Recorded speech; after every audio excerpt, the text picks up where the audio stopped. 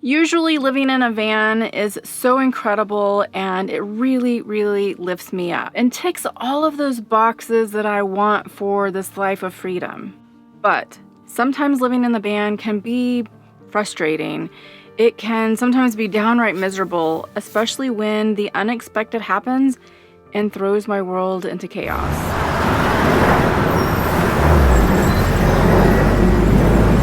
After spending the first of the year in San Diego, I went back out onto BLM land for a small respite before I had to leave for Scottsdale, Arizona for some repairs on the van and also some annual doctor's appointments.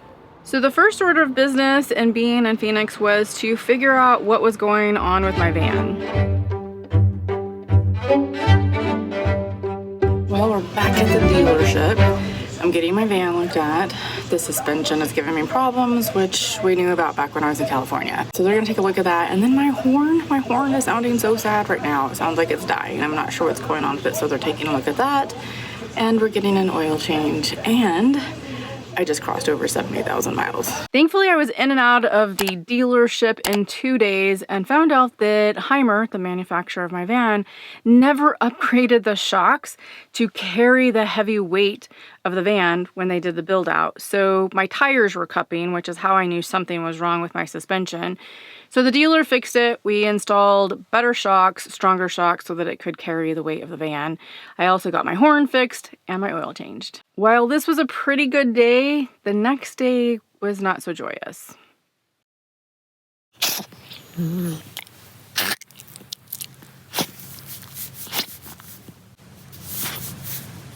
okay?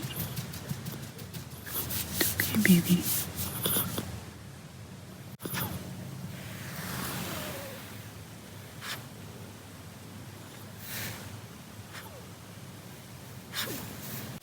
Okay. Lily's been having some medical problems this last year with throwing up and having really bad diarrhea, and we still haven't really figured out what the problem was. But on this particular day, not only was that now going on, but she started coughing a lot, and then she would gasp for air and her stomach would just palpitate up and down, her chest would move. It was really exaggerated and quite scary. So I ended up taking her to the emergency room to find out what is happening with her because I couldn't get a vet appointment. $1,300 later, they scanned her throat, they scanned her chest, they also scanned her belly, and nothing really came up there at all. They couldn't figure out what was wrong with her. And then, of course, in Lily fashion, right?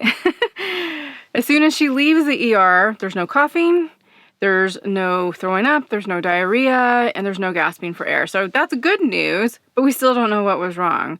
So, you know, it worries me. It almost is like, I wish I knew what was wrong with her so I could fix it. So it's very frustrating and obviously very costly. This is the second time in the last 6 months that she's been to the ER. Got my nectar again. Starts the day off so amazing with these juices. So this is one thing I wish I had in my van was a juicer. I actually used to have one because I had one in my house, but it's too bulky and it uses a ton of water to clean, so I don't have it. So it's a greenie with beets and ginger. Well, I'm over here at the doctor's office. I'm getting a full body scan to make sure I don't have any skin cancer. So I'm at the dermatologist. I'm a little nervous about it because you just never know. I haven't had one of these done in a really long time and I'm out in the sun a lot, so fingers crossed everything goes well. And this is, you know, one of those things where when you're on the road and you're a nomad, you have to really, I think, find like a place to, nobody's in here, so I'm gonna take this off. You have to find a city that you're in a lot and establish doctors there because it's really important, obviously, to get your checkups done, especially as you age. And it just makes it a lot easier if you can find that one place where you're frequently there at some point in time in the year. So I'm in the Southwest because it's wintertime. So it just makes sense that I'm getting my doctor's visits done in the Phoenix, Scottsdale area. Hello, how are you? All right, good news. No issues whatsoever, thank goodness. There was a couple of spots they said that they just wanted to keep an eye on, so I'll come back next year. We're at the second doctor's. This is the wellness doctor. blood work, all that kind of good stuff. So there's the machine. I have a wrist one in my house. So all of these things with the doctor's appointments for me and with Lily and the pressures from the noise in the city was really, really wearing on me. And by the time I had this last appointment with the mammogram, I had been in Phoenix for 3 weeks. So the good news is that as soon as the mammogram is done, I can get out of town, go out to BLM land and renew my energy and my spirit and bring that stress and anxiety down. So here's the thing, it's harder to live in the van when things go wrong. For example, if I'm living in the city and urban camping and I'm not feeling well or Lily's not feeling well, and you have to make decisions based on that, on whether you're going to stay in the city longer or a shorter amount of time. So there are various factors that come into play with your happiness factor, especially for me as an introverted empath. My anxiety got really high from being in the city too long, and it didn't feel comfortable or invigorating to me anymore. Instead, I got very emotional and I got very stressed, and my anxiety went through the roof. I know I've talked about this before with my anxiety and being in the city and being this introverted empath, and I want to try to give a little perspective here so you understand. When you live in a sticks and bricks house, you are insulated from all of the noise in the city for the most part. You might hear the lawnmowers and the neighborhood noises a little bit, but when you live in the van and you're in a city, at night, I can usually find a really nice place. It's quiet most of the time, but during the day, you have all of the city noise going around, from lawnmowers to construction to kids playing, dogs barking, people yelling, people having arguments right outside your van door. And I'm sure they don't know I'm in there or else they wouldn't be doing that, but it happens. You have jets and helicopters flying overhead, and there's sometimes just no way to get out of it or to get away from it. I try my best by going to some beautiful places during the day that's a little bit out in nature or a little bit further away from the city, but you still get noise there too. The other thing that I want you to understand is that it's really hard for me to tune out a lot of those noises. Some people are really good at it. I'm just not one of those, and there's a scientific reason or a medical reason behind that. Not only am I an introverted empath and these environmental noises and things can bother me, but to top it all off, I also was diagnosed in my early 30s with something called CAPD, Central Auditory Processing Disorder. This is the official definition of that, the abbreviated version. CAPD is a condition in which the ears and the brain do not work well together. People with CAPD can hear, but the brain has trouble processing the sounds. They have trouble telling the difference among similar sounds and words. So I discovered that I had this in my early 30s because I just thought that I was losing my hearing, and it had been going on for a good part of my life, but I wasn't fully aware of what was happening. And so in my early 30s, I went to an audiologist and they said, nope, you can hear just fine. It's that you have CAPD. In layman's terms, what it means is, if you're sitting there having a conversation with me and we're in a noisy area, let's say it's a restaurant and there's a lot of people talking and maybe music going on in the background, it appears that I cannot hear what you're saying sometimes because all of that noise that's going on around me, the music and the talking, I hear all of it. I can't tune it out or distinguish between what you're saying and all of that noise. So I've learned how to deal with it. It's something that you're potentially born with most of the time, or maybe you were sick as a baby and that part of the brain just didn't connect properly. So that's the other thing that's going on with me, is I can't tune all of that out, so I hear everything and it just wears on me. I also get distracted very easily, so it's hard for me to work and get things done when I hear all of that noise. So hence the chaos and the anxiety that I feel on the inside. You guys, if you've been on my channel long enough, you've heard me say this: when I'm in cities, I get this super anxious feeling and I want to be out in more rural lands. And to be honest, it's gotten worse since I've been a nomad, and that's because I've been allowed, if you will, to be in rural lands and places away from people, and to realize how much better that is for my mind and my body and my physical and spiritual well-being. And so now when I go into cities, it's like this huge assault on my system. Get him, Lily, get him! Come on! Come on, girl!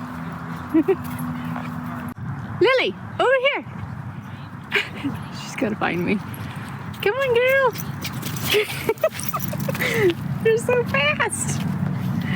I do know that some of this anxiety and stress is my fault because I'm not setting stronger boundaries with myself.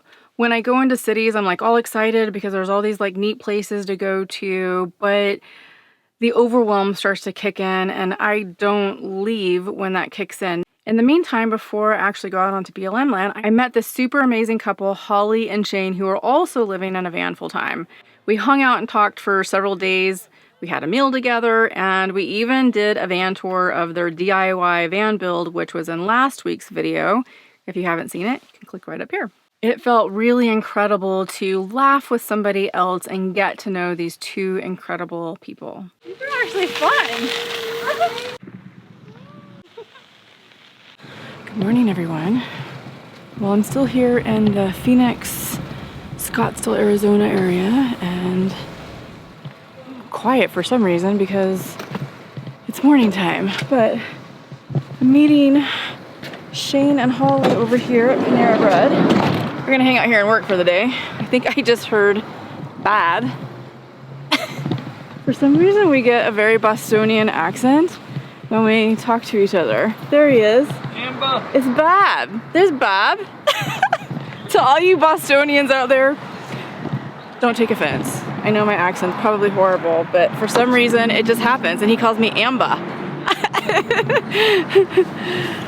How's it going, Bob? Well, Holly told me that I have a really good physique under this layer of fat. Do you want that on camera? I don't care. Good morning, Holly. Hi. How you guys doing? Cold, we're cold. Oh, I need coffee.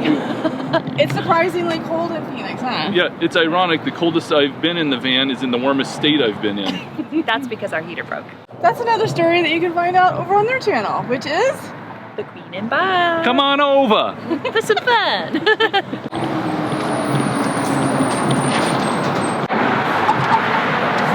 Welcome to our home away from home. it's our second home. All right, it's time to get the booby squished. It's not as bad as I expected it. I've had one done once before when I was in my early 30s. Thought that I felt something in my breast, and I went to go get a mammogram, and thank God it wasn't anything. But I haven't had one in a long time, so it wasn't as bad. It did hurt a little bit. Get your mammogram done if you're at that age where you need to get one done, or if you're feeling something when you do your self-breast examination. So today is Friday. They said I would have the results back by Monday, so that's good news. Pretty quick. So hopefully, fingers crossed, everything is good. I was still having some pretty high anxiety about urban camping in Phoenix for 3 weeks. So right after my last appointment, I took off for rural land to re-energize my spirit and body. The peace, the quiet, and the nature, it really fuels me and fills me with so much joy.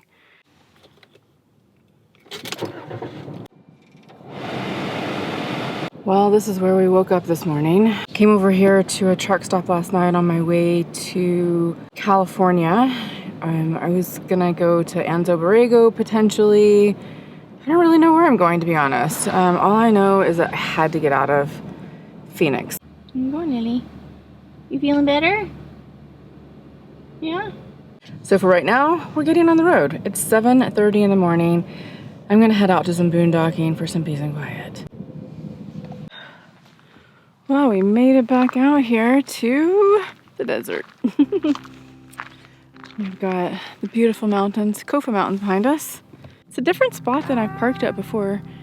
We're a little bit closer to Yuma over here, but boy, it is so good to be back here out in nature. I'm loving it. I think Lily is too.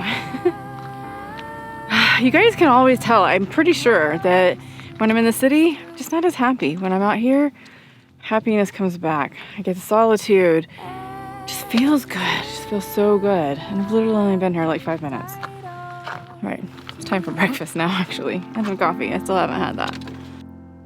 We'll just head down, carry on, 'cause what else can we do but get through? And we'll sing hallelujah, but what is that to you right now?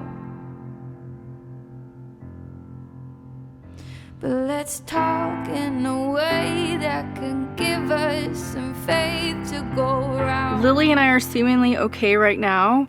I have some not so great news though from the doctor. My blood pressure was a little bit higher than it should be. I've been using this wrist cuff blood pressure monitoring device that literally just goes over your wrist like this without the shirt on. I've been using this for years, ever since I had a irregular reading about 7 years ago. And says that my blood pressure is absolutely fine. So the doctor told me that the wrist cuff doesn't work very well, and to get one that actually goes on your upper arm, just like they have in the doctor's office, and one that plugs into the wall, because that seems to be better than the ones that have the batteries. So went to Costco and found this one. This is the cuff for your arm. This is the monitoring device.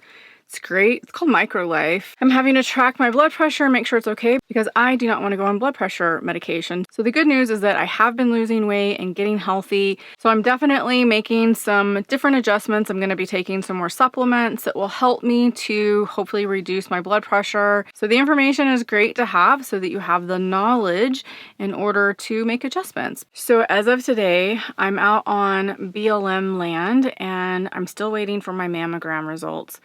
I'm of course a little nervous about it. They have the scans that they did online in the patient portal, but they do not have the report that says anything that's going on. So of course I look at them and I freak out a little bit about it. Everything else has come back great. So these were all just wellness checkups. Nothing happened.